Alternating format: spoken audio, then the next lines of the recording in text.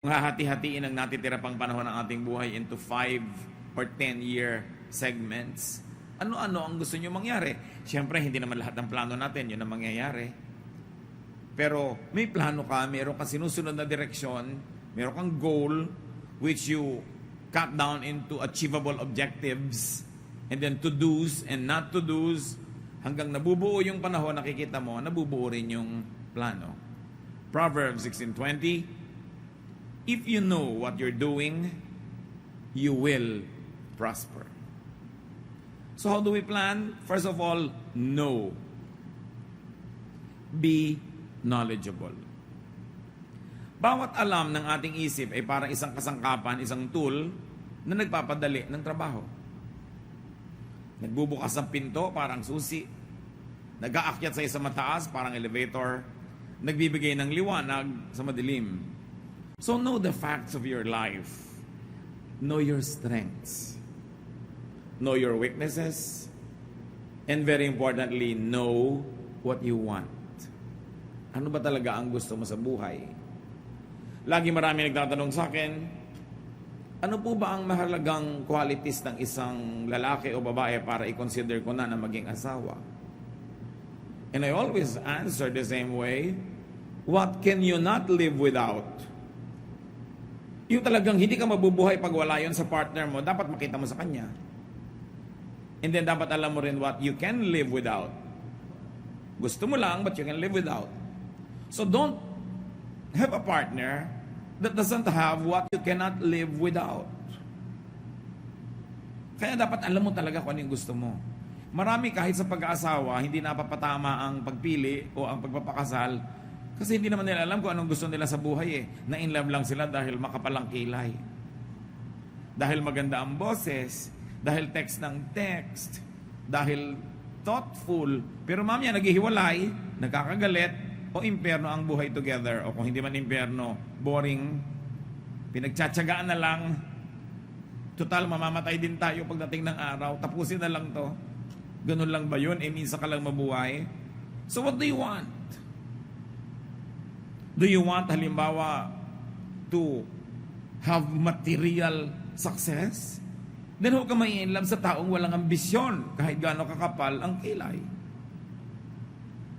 What do you want? Do you want yung mga matatamis na mga sandali araw-araw? So, pwede ng tamad, basta thoughtful. Diba? So, what do you want? It must be clear. At dahil tayo nilikha ng Diyos na unique, meron tayo talagang kanya-kanyang gusto at kanya-kanyang ayaw. So don't have anybody na meron nung talagang hindi mo pwedeng pagtiyagaan na may ugaling ganun. Kahit marami pa siyang qualities na maganda pero hindi mo pwedeng pagtiyagaan yung ganito niyang quality, then have someone else. Or don't have anybody at all. Importante na nasasabi natin yon. No. Very importantly, know yourself. At kung may papakasalan ka o magiging business partner, matagal na pagsasama yan, know the other person. Hindi yung parang suntok sa buwan. Kailangan may facts. And over and above knowledge, be discerning. Hindi lahat ng bagay nalalaman, pero yung mahalaga, nararamdaman. Kailangan may pakiramdam ka. Ito bang gagawin kong negosyo? Kahit sa alam ko maganda, pero ano ba yung nararamdaman ko? Ano ba yung kutob ko? Spiritual beings tayo. Nilikha tayo sa image ng Diyos. Meron tayong espiritu. Kaya meron tayong ibang dimension ng pagsukat sa mga bagay. Hindi lang yung knowledge by facts. But what does your spirit tell you? Ano yung iniisip mo na tapos baligtad yung nararamdaman mo? Napakarami mga tao, pagka napatunayan na nila ang isang mali, tsaka nila sasabihin, sabi ko na nga ba may nakukutuban na nga ba ako dito sa taong to may nararamdaman na nga ba ako. Pero hindi nila in-operationalize, ang in-operationalize nila yung what they know, or what they see, or what they hear. So be discerning. Proverbs 16:25, sometimes what seems right is really a road to death. Kaya lang halos patay ka na o naghihingalo ka na bago malaman mong mali yung daan na yon. Kaya hindi lang dapat alam, pinapaandar din yung espiritu, yung discernment. Therefore, you want to really plan and you want to invest in your plan, you invest time, talent, treasure in your plan, pray. Para sa prayer life mo pa lang, bago pa mangyari ang mga mangyayari, meron ng salaan. Napili na ng langit para sa iyo. Dahil alam ng langit ang punot dulo ng mga bagay. Kaya dapat lagi kang nakikipag-communicate sa kalangitan. Makiramdam, observe. Kaya mahalaga rin, hindi nagpapadalos-dalos. Hindi nagmamadali. Ang mahalagang bagay, hindi ipinagmamadali. Malaki kasi ang damage pag nabuhol na, tapos saka mo pa ng uli kakalagin. Nailak na, tsaka mo uli bubuksan. Naikasal na, tapos maghihiwalay. Napirmahan na yung contract, tapos gusto mong umatras. Nag-down ka na agad sa condo na to, sa kotse na to, yung pala ayaw mo, then forfeited na. Yung reservation fee mo, may bayad. Pag laging nagmamadali. Kaya mga salesmen, lagi kami namadali para huwag na maisip lahat yung negative. The Lord never hurries us up, especially if it's about an important direction in life that we have to take. How else do you plan to succeed? Get God's approval for your plan. Kailangan approve ng Diyos, kailangan kakampay mo ang Diyos sa lahat ng project ng buhay mo, lalo sa malalaki. Check your motives against God's teachings. Anong bang motibo ko? Ano ba ang tayo ng motibo ko doon sa katuroan ng Diyos? You've got to check your motives against God's teachings. Proverbs 16:2, we may think we know what is right, but the Lord is the judge of our motives. So again, check your motives against God's teachings. Know God's word. Because how can you check if you don't have a standard by which you will check?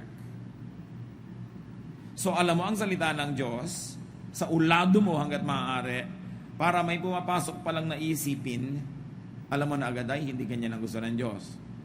Iba ang sinasabi ng Word of God. Psalm 119:11, I have hidden your word in my heart that I might not sin against you. Itinago ko na sa puso ko para pag may papasok sa puso ko, ay may tao na pala. May uupo pa lang doon sa upuan, may nakaupo na, yung salita ng Diyos. So kung hindi niya aaproban, hindi niya aalukin, hindi niya tatanggapin, hindi na pwedeng pumasok. Kasi may tao na, may laman na. Dapat na uuna yung salita ng Diyos. Kasi kumisan, pag nauna yung iba, lalo yung hindi yung kagustuhan ng Diyos, kahit dumating yung salita ng Diyos, nag-aalangan ka kung susundin mo. Meron pa nga tahasang hindi na susunod. Kasi may nauna na. Kaya dapat inuunahan. At yan ang halaga ng pagpapaaral sa mga bata sa Christian schools. Nauna na sa utak nila, nauna na sa puso nila yung Word of God.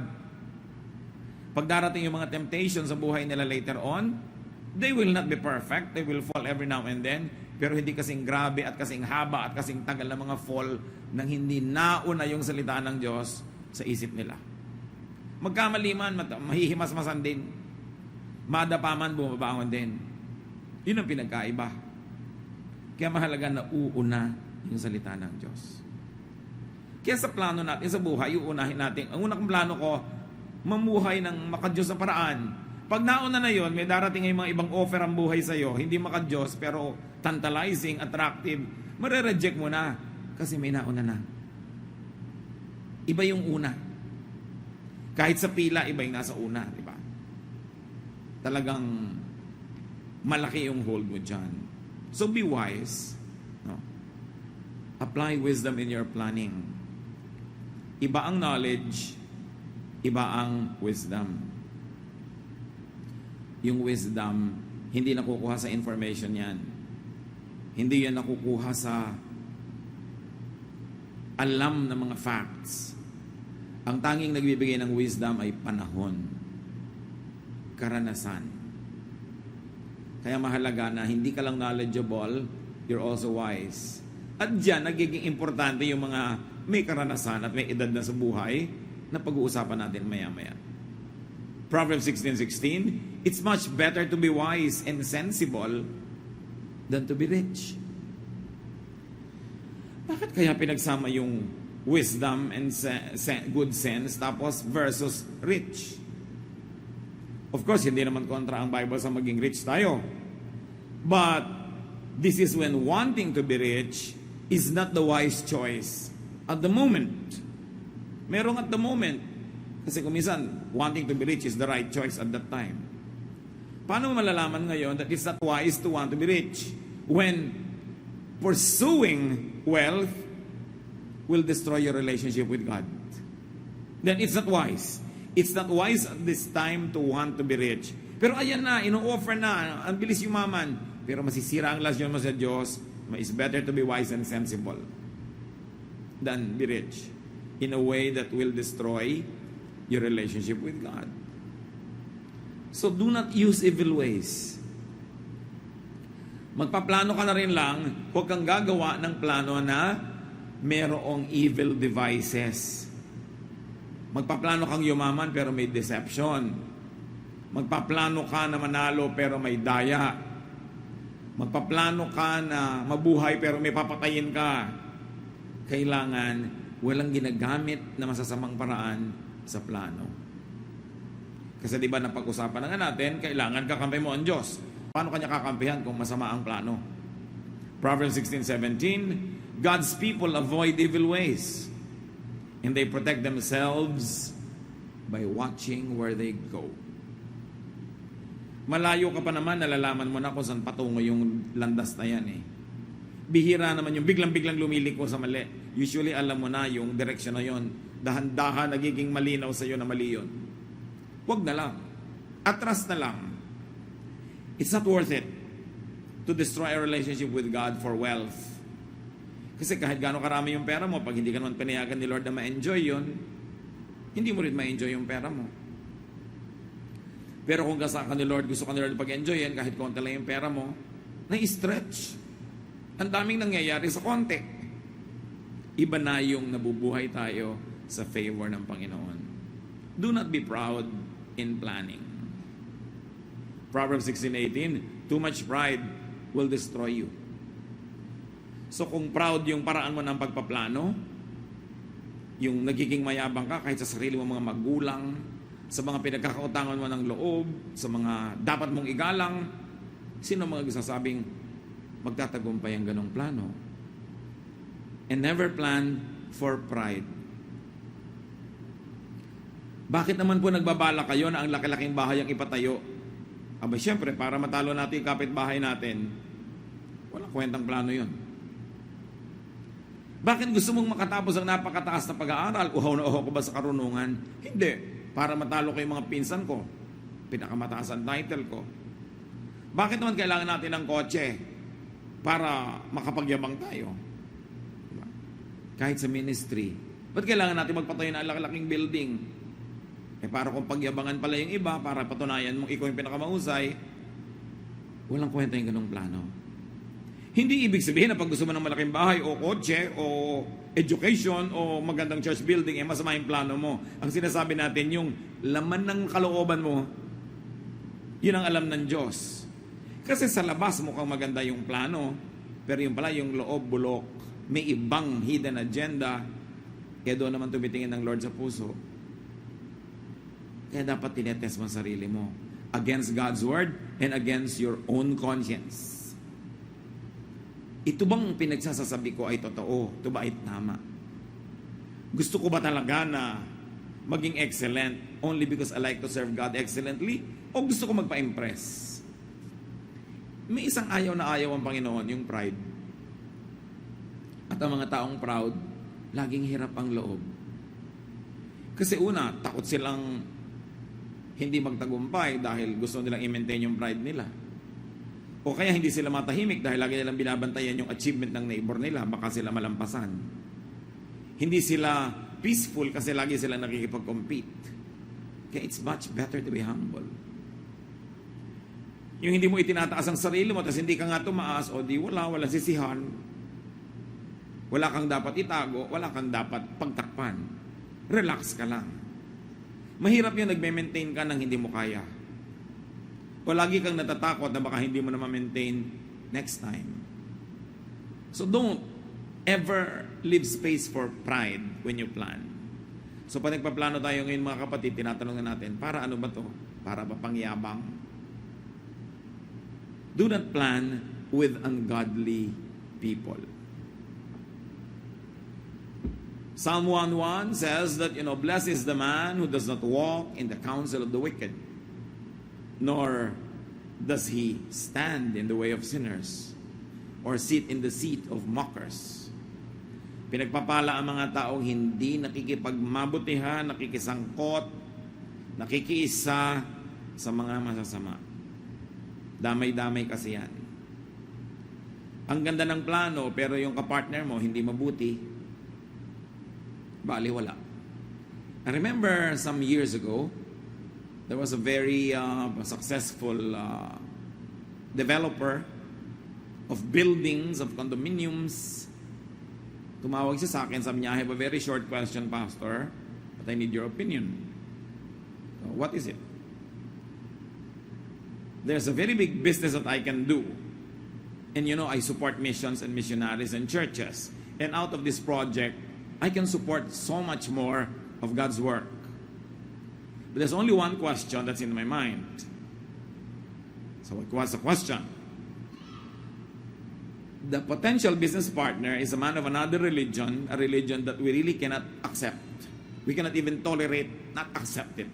It's so different from the way we believe. And he also is very supportive of his religious missionaries. So the business will be good for both of us if we are friendly in the boardroom. And what is your counsel? So sabi ko, okay, kikita ka ng maraming pera, makakasupport ka maraming missionaries and churches. Pero yung kapartner mo ganun din, makakasupport din siya ng maraming missionary and churches sa kakontra ng church natin. So magkaibigan kayo sa boardroom, pero ang mga missionaries nyo nagbabakbakan sa mission field, I don't think it's a good partnership. It was billions of pesos, and this guy just canceled it. So sabi niya, yes, I suspected that that's what you'd say. So called off yung plano. Kasi yung mga kapartner, hindi ka lugod-lugod sa Diyos. Lalo naman yung magpapakasal ka, partnership yun. Kasi yung partner mo, hindi ka lugod-lugod sa Diyos. Para sa'yo, huwag kang matakot mag-cancel. Kahit may imbitasyon na. Na-print na po yung invitation eh. I-refund na lang kita, anak. Huwag mo na lang ituloy yung kasal. Magkano ba imbitasyon mo? Huwag yung dahil lang ganun, mapapahiya po kami. Mapapahiya din kayo pag naghiwalay kayo 5 years from now. Ngayon na kayo magkahiyaan. Para hindi lumaki yung damage. Tayo mga anak ng Diyos dapat free. Hindi ka napipilitang gumawa ng isang bagay dahil lang kahiyaan, dahil lang kasubuan. Behave like free people. We have been redeemed by the blood of Christ to be free. Ayaw mong kainin yung isang bagay, kakainin mo dahil nahihiya ka. Pwede mo nung sabihin thank you very much, I appreciate the idea, pero I really don't like to eat this. You're a free person. Basta polite. Hindi ka makakasakit needlessly. Hindi ang dami-dami mong ginagawa na labag sa kalooban mo na para kang isang alipin. Hindi ka na alipin kay Jesus. Reviewin nyo, anong mga pinagagagawa nyo na ayaw nyo naman. Set yourself free. Truth sets free. Jesus sets free. Basta yung the way you set yourself free is not hurtful to anybody or destructive. Pero tiyan mo yan, ikaw dapat pumili kung anong gusto mong ilagay dyan. Katawan mo yan, ikaw pumili kung saan mo gusto pumunta, sa libing, sa kasal, sa anong event, hindi yung nakakahiya namang tumanggi. Nabubuhay ka para maging matulungin, pero hindi ka nabubuhay para pagbigyan ang lahat ng gustong ipagawa sa iyo ng tao. Yung sunod-sunuran sa napakarami mga tinig, yun ang maliligaw sa buhay. Yung ginagawa lahat ang gusto ipagawa sa kanya ng kapwa, yun ang walang magagawa para sa sarili.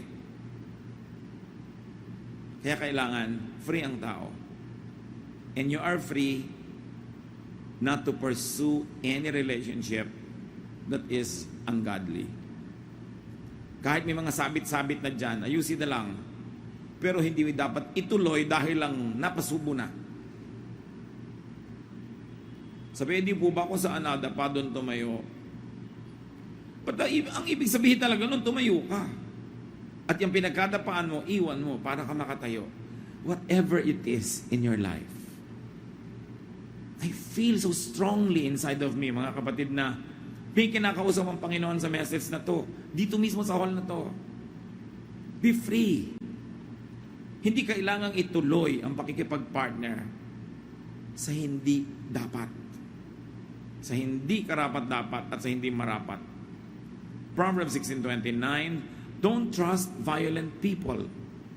They will mislead you to do the wrong thing. Hindi basta-basta nagtitiwala. At kung nagtiwala ka man, nakakita ka ng dahilan para bawiin ang tiwala na yon, bawiin mo. Hindi ka kailangang mapasubo. At tulad ng binagin natin kanina mga kapatid sa pagpaplano, listen to and get wise advice. We have said, and let me repeat it, wisdom is not knowledge. Wisdom is not information. Wisdom is time, experience, age, filtered by wise and prudent remembrance. Kailangan natututo tayo sa bawat pagkakamali. Kayong ang daming mali, yun ang may potential na maging napakatalino. Liban na lang kung paulit-ulit yung mali. Tulad yan, merong isang aeroplano na nagkaroon ng miscalculation sa pagland sa airport, nasa mga dyaryo. Nakabalandra ang aeroplano nila, 3 araw doon. May nagtanong sa akin kanina, kung kayo ang presidente ng kumpanyang ito, will you fire that pilot? Will you fire the pilot? Say ko, well, dalawa pwede mong gawin, fire or not to fire. If you fire the pilot, maybe it's good for your company, but maybe it's also bad. Kasi gaano ba naman karaming pilot ang nakakapaglanding ng mali at nabuhay? Therefore, may karanasan na ang pilot na ito sa pagkakatuto na hindi nararanasan ng iba. At kung matututo siya sa karanasan na to, this will be the best pilot ever kasi naranasan na niya yung mistake if he learns from such mistakes. So siguro, re-reviewin ko yan. Ang pagkakamali ba niya was deliberate, no? Na pagsuway sa standard procedures of landing. Kung sinadya, tinigasan ang ulo na pagsuway doon sa standard procedure, then maybe I'll fire him. But if it's an honest human error, the more error you commit, the less error you will commit again. Dapat kasi kino-cross out man yung error na yun. Alam mo na yun. Alam mo na yun. Alam mo na yun. Kung ganun yung tao, asset siya.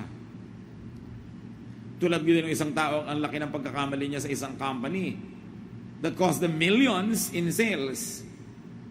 Na ipinatawag siya ng president, inunahan na niya yung president, dala-dala na niya yung resignation letter niya. Kasi ang laki nang nawala sa kumpanya. Inunahan niya talaga. Sabi ng president, bakit ka nagre-resign? Kasi po, ang laki ng mistake ko. Kaya nga kita pinatawag, ipopromote kita eh. After millions na nalugi sa company dahil sa mistake ko, ipopromote ako. Yes, because among all my employees, ikaw ang pinakamahalang matrikula para matuto.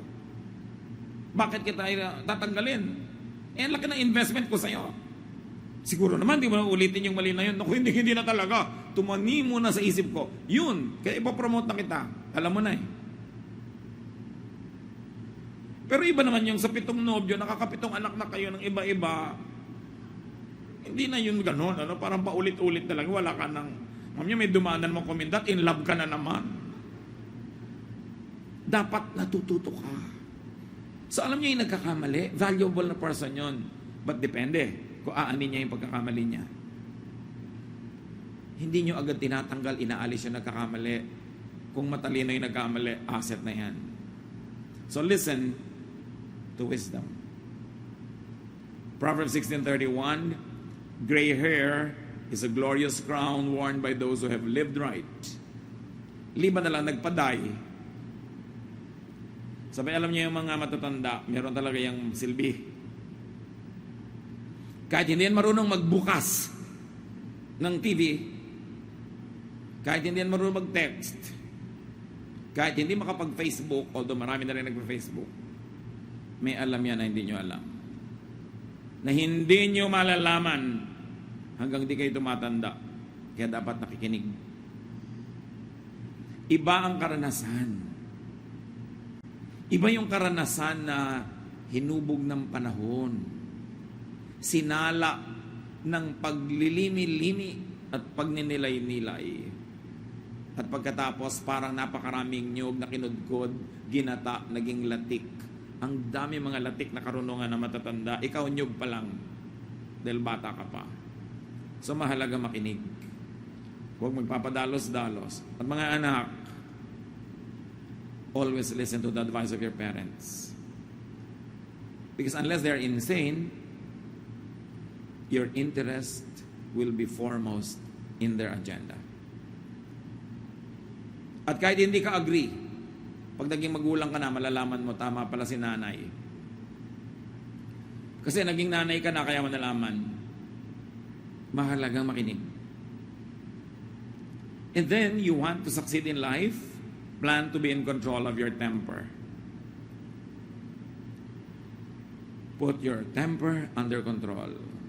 Proverbs 16:32, controlling your temper is better than being a hero who captures a city. Mas dakilang accomplishment yung mapigil ang sarili kesa ibulalas lahat ng galit sa panahong naiisipang magalit. Many plans be scary due to temperamental outbursts. Many good things are lost because of a lost temper. Magtimpi. Yung taong gustong makaani, nagtitimpi.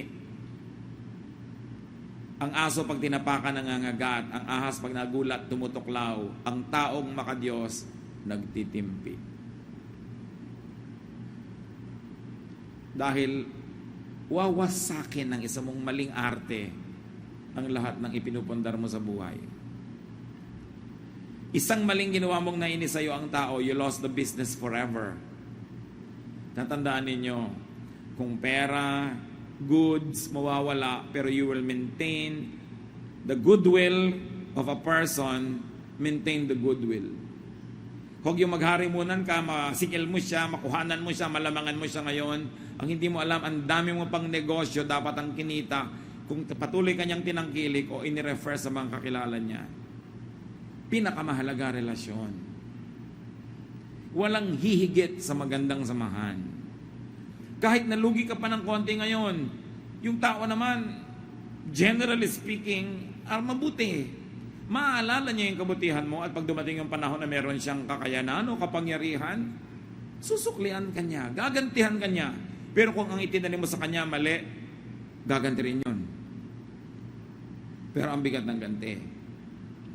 Yun yung mga sinasabi ng mga matatanda no, na naghangad ng kagitna, isang salop ang nawala. Bagamat wala na nagsasalop ng bigas ngayon, pero yung ibig sabihin, gusto lang nila kalahati, pero ang nawala isang buo. Nagharimunan, gusto makalamang, gusto makasigurado, gusto makakabig. Nakakabig ng konti, but their ignorance does not even make them realize what they have lost. Kasi ang itinatanim, inaani. Sino sa mga tao nakadil ninyo sa negosyo, sa buhay, ang nalamangan nyo? Yung at this point, this very minute, lamang kayo. Hindi nyo na i-deliver ang binayaran niya o kalahati lang ang dineliver nyo. Akala nyo, okay na, tapos na, limot na. Hindi nyo nalilimutan ng taong na-offend. Inutangan nyo, hindi nyo na binayaran, akala nyo, nagkalimutan na. Hindi nakakalimot ang nagpautang. At kung makalimot man siya, hindi nakakalimot ang Diyos. Meron kayong sinaktan nun, hindi kayo nagsorry, akala nyo wala na. Hanggang ngayon, patuloy kayong sinisingil ng espiritu nung naganap, kahit hindi kayo singilin ng taong na-offend. Dahil kung anong itinanim, siya nga anihin. So plano. Magplano ng mabuti. Maganda yung goal, maganda yung method, maganda yung pamamaraan, maganda yung technique. How can you go wrong? Pag ganda ng pagpaplano sa buhay. Nakikinig sa payo, nananalangin, hindi nagmamadali, at ginagawa ang lahat ng kaya. Do what you must. Yan ang pinagkaiba ng panaginip sa plano. Anong pangarap mo? What is your dream in life? Madali mag-dream. But you must have a plan.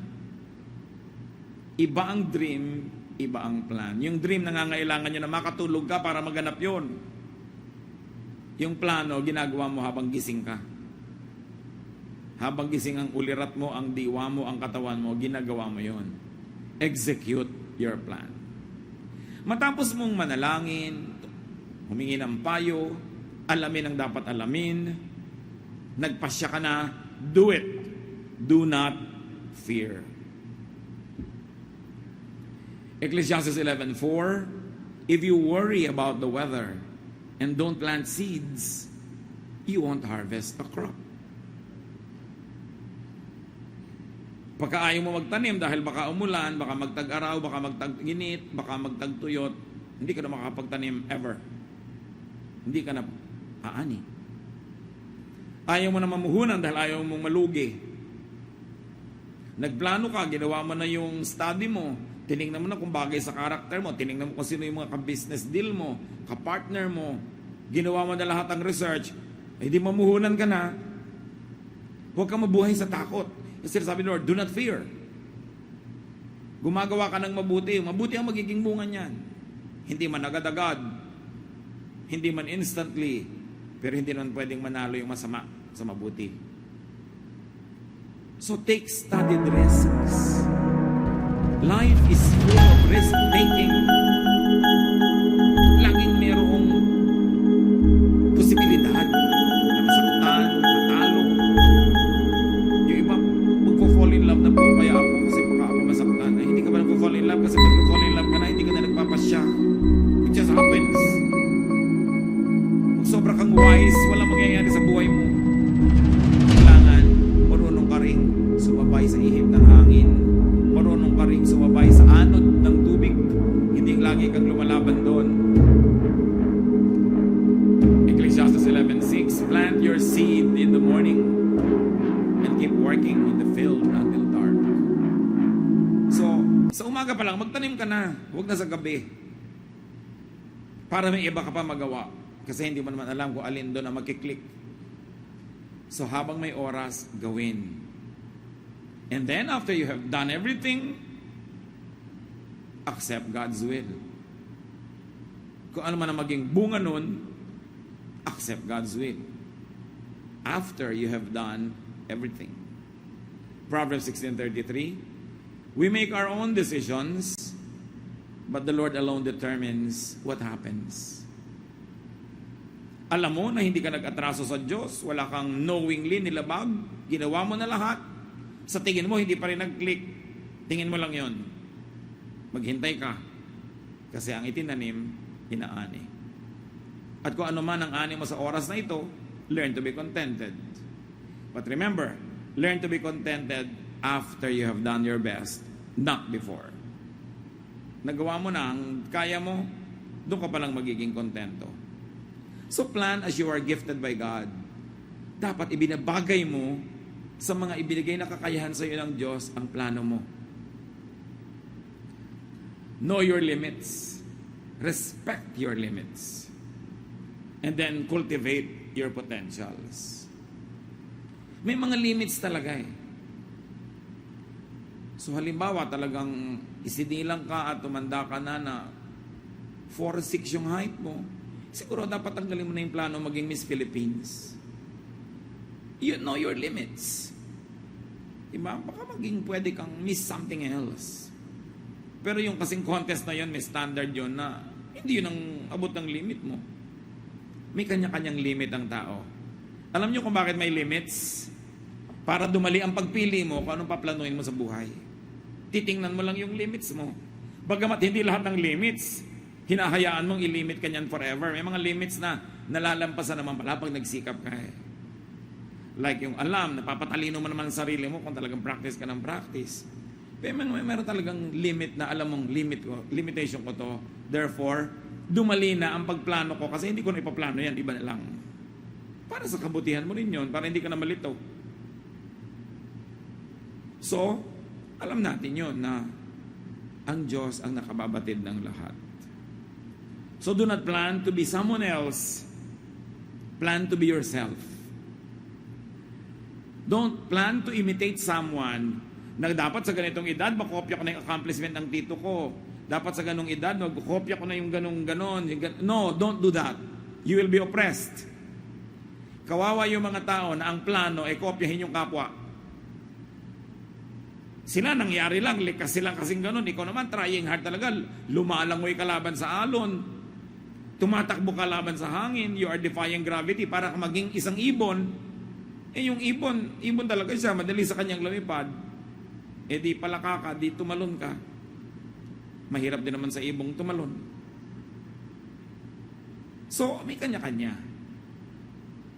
Gaano sa ating karami ngayon mga kapatid? Baka hindi natin alam. May kinokopya lang pala kayo. Lumaya tayo dyan.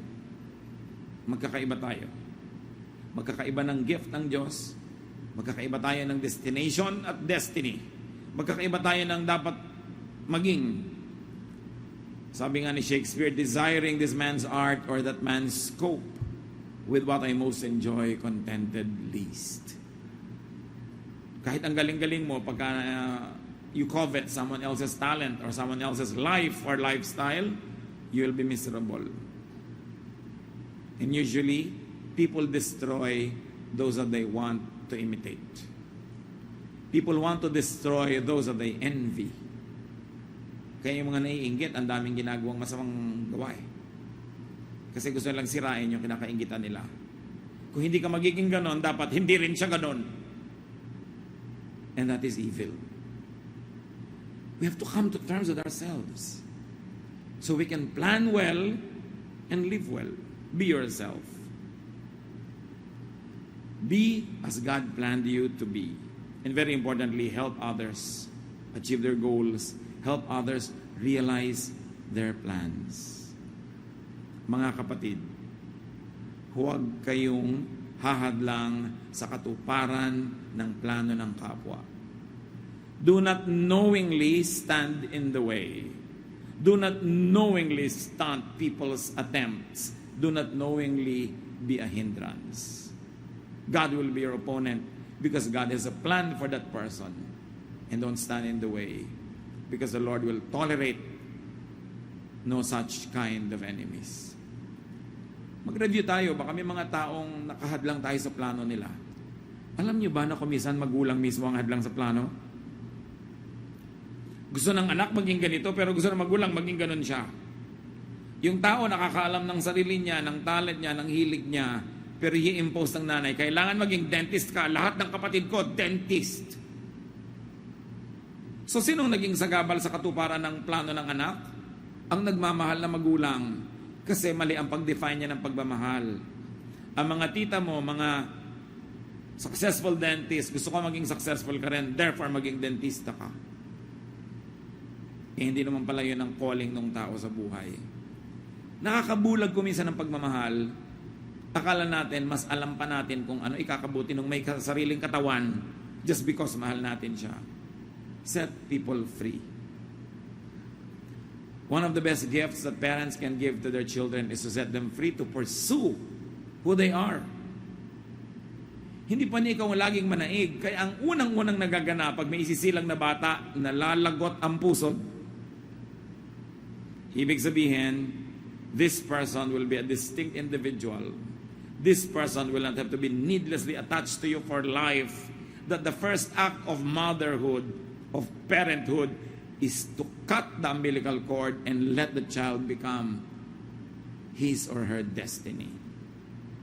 Kung gusto ng Diyos na ikaw laging masunod sa anak mo, di dapat wala ng patid. Di may 7 kang anak, di may 7 nakakabit sa'yo, lagi mong kasama. Kung saan ka pupunta, kasunod mo sila.